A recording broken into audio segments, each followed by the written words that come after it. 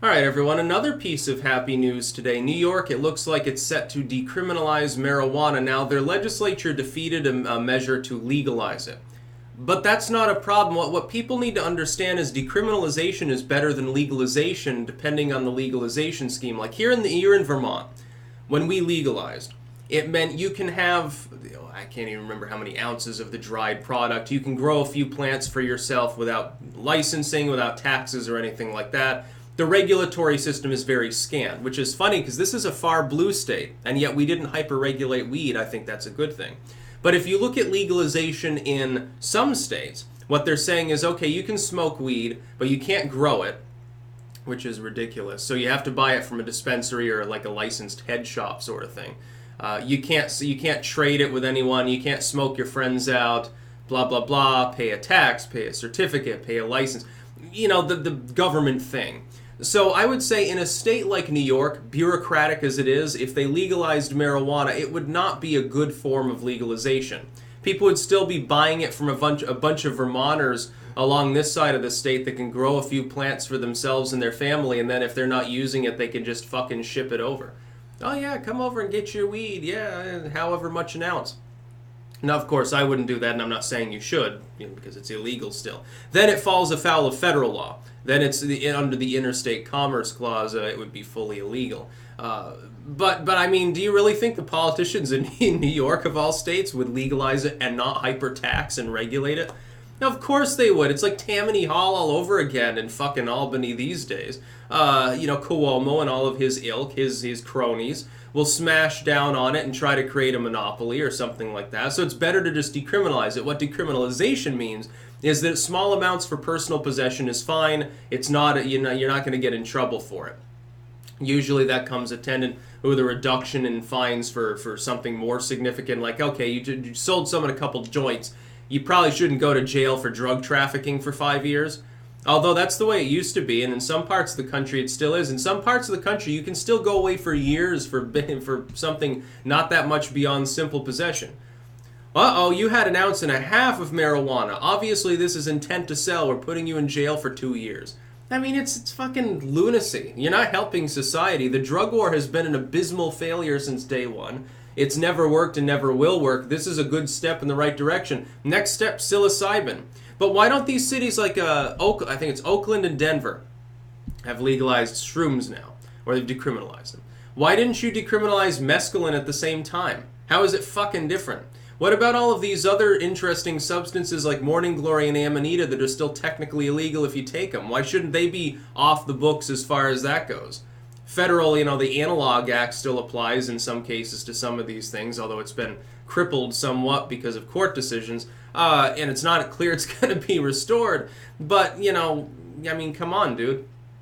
There are so many other things that are better than marijuana anyway. Speaking from long-term personal experience many years ago,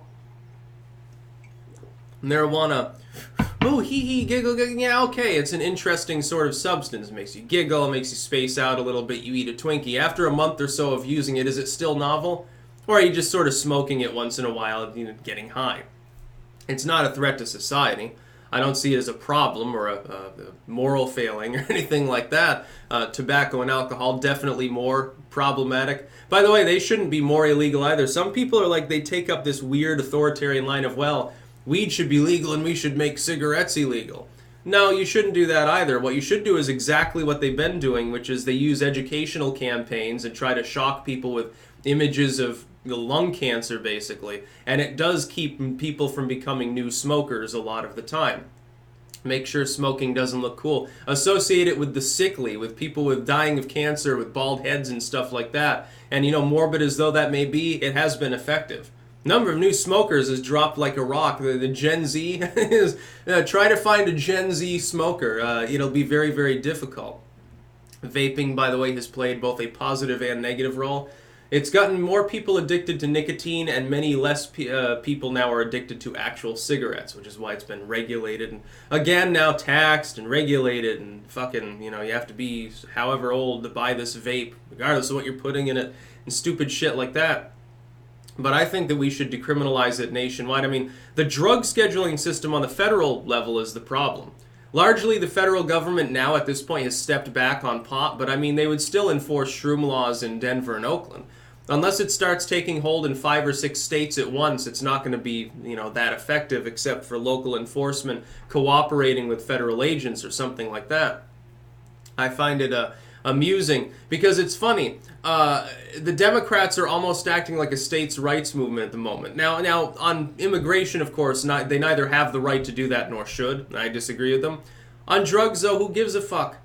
The drug scheduling system's all sorts of fucked up. Marijuana is at the highest level of scheduling, which means supposedly there's no medical benefit despite every piece of available literature from the last half century. Highly addictive, which is bullshit, and highly dangerous, which is also bullshit. Enjoy smoking enough marijuana to actually physically harm yourself.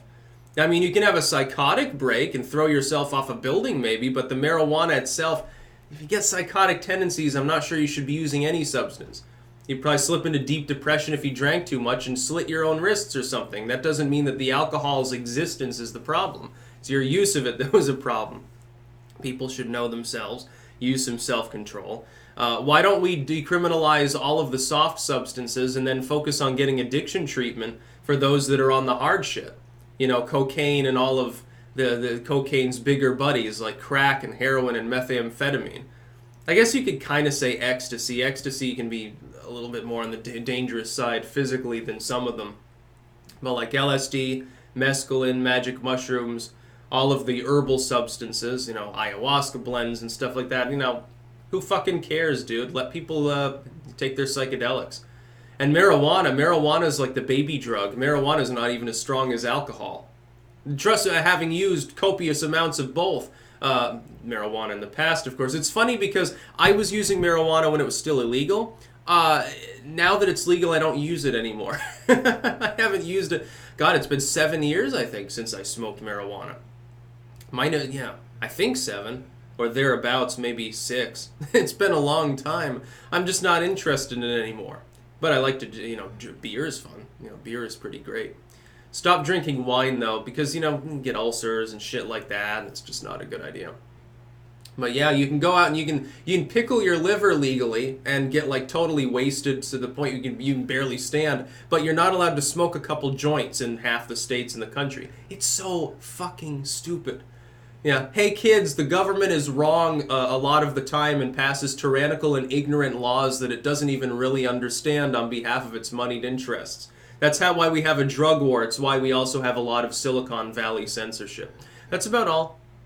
Peace out.